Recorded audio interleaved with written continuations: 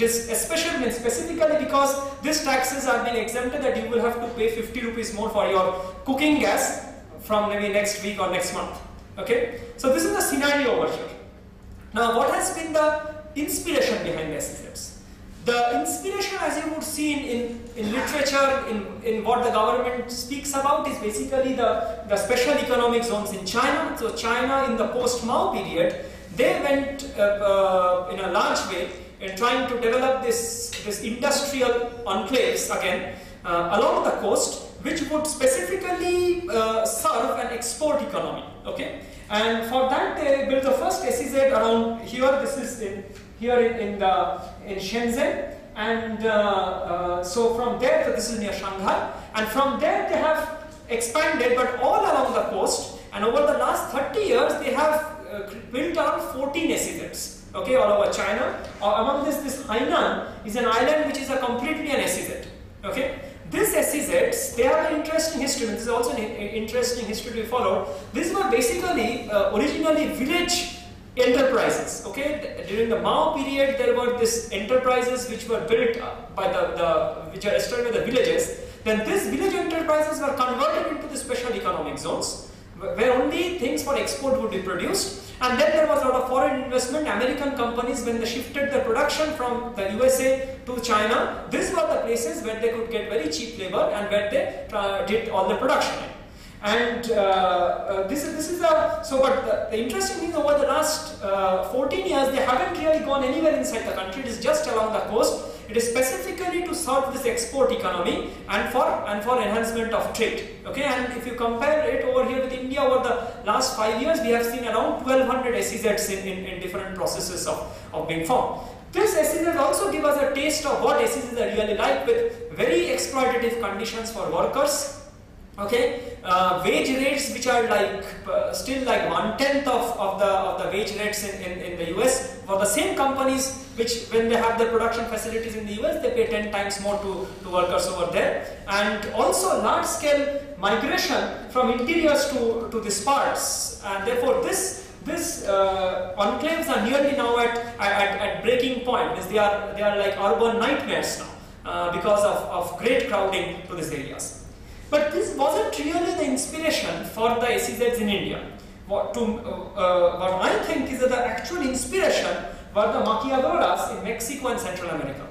As maquiladoras, these were developed actually in the 1960s in Mexico, in the states, the northern Mexican states just adjoining the border of USA, where these were what we call as sweatshops. So these were small units which would employ labor at very cheap rates, okay, and this would be doing contract work for American companies, okay, bringing down the production cost to minimal, and then these products would just be exported across the border into the US and would be sold at a much greater profit. Okay, and this had been one of the main thrusts of the neoliberal governments in Mexico, and this was adopted by the various neoliberal governments in Central America. So this is a Latin American phenomenon. You can see the working conditions, it's terrible working conditions. Okay, people, and like 80% of the workforce in the 1990s at least was women, because women were easy to control over there. Women had also less wage rates than men.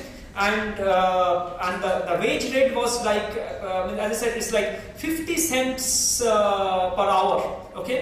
And there was no work time, etc. People would work for 12. I have seen some of these maquiladoras for myself, and in the Chihuahua state, and it's terrible condition. And when NAFTA, the North American Free Trade Agreement, was signed, which was basically the US forced it on the other North American countries,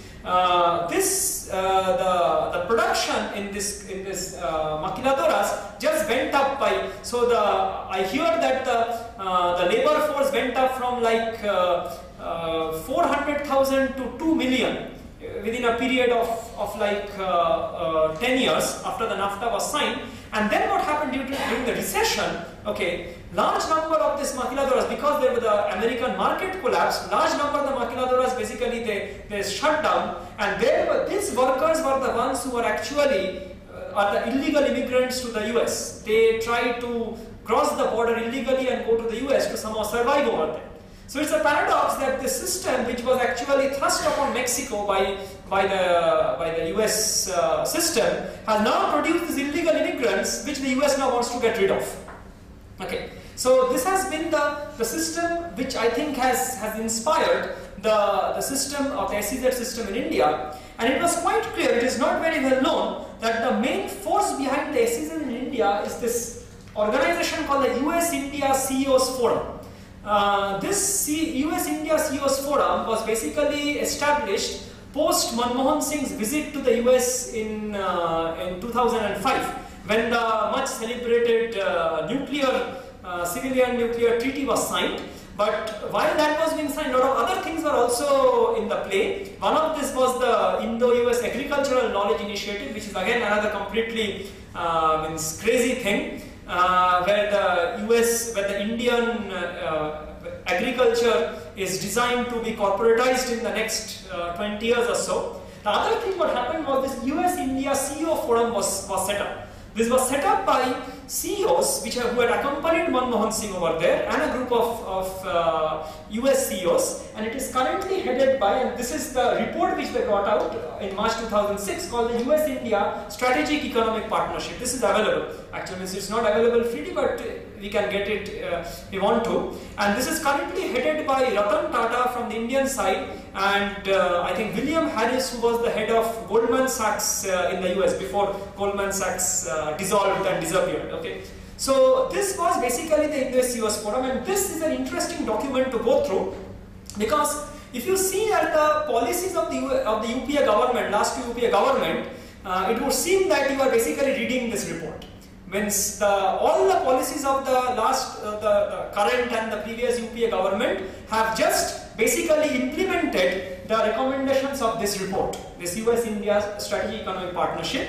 And on page 3 of this report, this is what they write about SEZs. They say that this is one of the agenda, that everything is given as agenda and action. So the agenda is set up large-scale special economic zones in India designed to serve both domestic and export markets that comprise world-class infrastructure with integrated real estate, power and transportation facilities, single window clearance approval and administrative process, flexible internationally competitive labor laws. This has been repeated 12 times in the entire report. Flexible internationally competitive labor laws. It is up to you to interpret what that means. Okay? And transparency, clarity of governance. Okay? And then the action. What has been the action to implement the agenda? A US-India private sector task force comprising representatives from various industry manufacturing sectors to work with the appropriate central and state government agencies to expedite execution of plans to set up such SEZs. Basically meaning set up a lobby group. Okay? And we know that this lobby group has been active because we know that how they function. Yesterday there was an article in the Sunday Guardian about how when the POSCO SEZ was being cleared, okay, it was actually stuck because there is a law which actually disallows the export of raw materials from India like iron ore. You cannot export just iron ore from India, it has to be processed. So POSCO was planning to do that, and that was part of the deal. And therefore the Steel Ministry had opposed it. Okay, and therefore it was nearly getting nullified in 2004. And the person who actually came into play in order to get this cleared was the finance minister at that time, P. Chidambaram, who seems to have a role in the clearance of all SEZs in India. Okay, so yesterday Sunday Guardian has published letters which he had sent, which the finance ministry had sent, 12 letters in a period of 30 days. We have never seen such hyperactivity in the finance ministry, all with notes on the margin by Chidambaram. These are letters which had been sent to Raja, the Raja who is currently in Tihar jail, unfortunately, was at that time the Minister of Environment and Forestry, to clear the POSCO project as fast as possible. And the day Raja shifted from the MOEF to the Telecom Ministry, the last day of his office, he actually cleared the POSCO project. Okay. So this was the process, and this was by the probing of Chidambaram. Chidambaram continuously writes that he has to refer this thing to higher authorities, quote unquote. I don't know what the higher authorities mean. So this sort of lobby groups has been part of this process of clearing SEZs in India, and this has what has pushed this process to this extreme condition that now we have this situation in India, around 1200 SEZs at different stages of development. Now what has been the result? Okay, so we'll start the result from looking at actually data emanating from the government. This is again data coming out from the finance ministry. The finance ministry has estimated, this is an estimate which Pranab Mukherjee actually did when he had to push this the amendment in the direct tax code to tax the profit, that over the past 5 years of operation, the SEZs have caused a loss of rupees 1,75,487 crores to the exchequer. So this is the total loss due to this exemptions, etc. to the exchequer. It's a whopping amount, you can understand. It's another 2G scam. Okay, no heads will roll for this scam, you can see. In the form of tax and custom duty exemptions, and in the 2019 fiscal year, the extent of this loss was 3,200. So every year there are these thousands of lakhs of rupees lost just because of this exemptions. Okay, and the Comptroller and Auditor General was also worried because they have submitted to a report it was a midway review of the SEZs, and when they have shown a loss of rupees 1,024 crores in revenues foregone and irrecoverable only from the SEZs which are operating till 2008. Around I think around 50-60 SEZs at that time. So this is the type of loss to the exchequer at the time when the government is trying to, what they say, manage the fiscal deficit. Okay. If you look at the export values, you will see there is a continuous growth in export. Export values seem to be going up all the time. So it has gone up like in 2009, 2010, the export values seem to have gone up by more than 100%. Okay.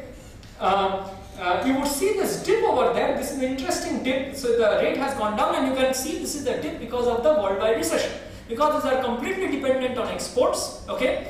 Therefore, the SEZs have really been very badly hit because the exports means no one is talking about them. But actually, in the last 6 months, 12 of the big manufacturing SEZs have actually applied to the government for denotification. Okay, but this figures actually hide an interesting detail. That is, 50% of these exports come from a single SEZ. Okay, the Reliance refinery, petrochemical refinery in Jamnagar. Okay, which wasn't really an SEZ. It only became an SEZ in 2007. So before this, these export figures used to be added up to a normal export figures, and the government of India used to get a duty from him. In 2007, Ambani very cleverly shifted the